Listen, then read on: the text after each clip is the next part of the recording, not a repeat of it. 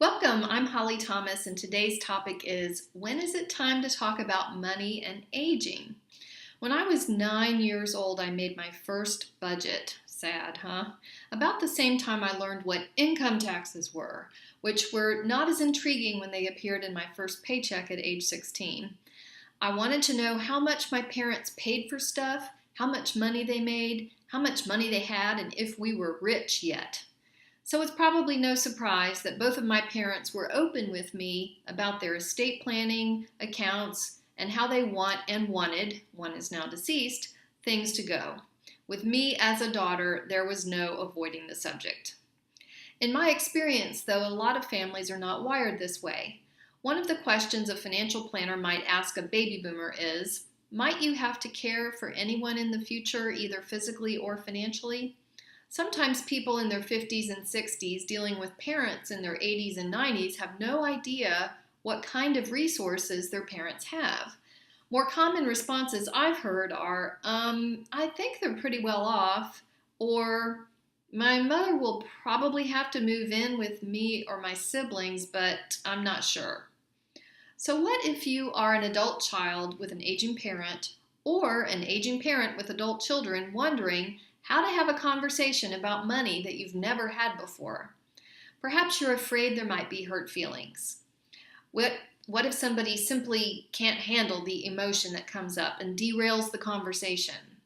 What if the conversation permanently alters your relationship in a way you never intended? According to Ken Donaldson, a licensed mental health counselor in St. Pete, Florida, with a difficult subject like aging and money, it's best to follow a few simple guidelines. Number 1, have all interested parties present for the conversation.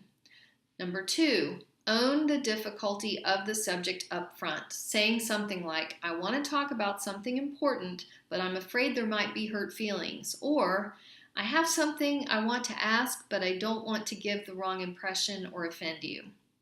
3, don't mess around, get straight to the point. If you're the child, you might say, Mom or Dad, we've never talked about this, but as you're aging, I'm wondering what kind of resources you have to see you through your later years, and if you might need help.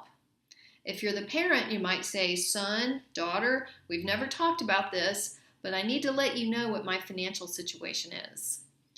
Particularly if you believe the conversation may lead to an uncomfortable place, i.e. one party may need financial aid from the other, and it may or may not be there to give, or there might be different ideas of what's fair, then the sooner that message gets conveyed, the better off everyone will be.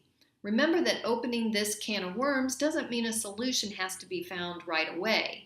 Enlist all parties involved to commit to figuring out the best solution together, with the goal being to allow the parent to live comfortably and leave the legacy of their own definition, tangible or intangible. The best time to talk about money and aging is, well, anytime, although not necessarily with a 9-year-old, but the sooner you get started, the easier it will be. I'm Holly Thomas. Have a great week.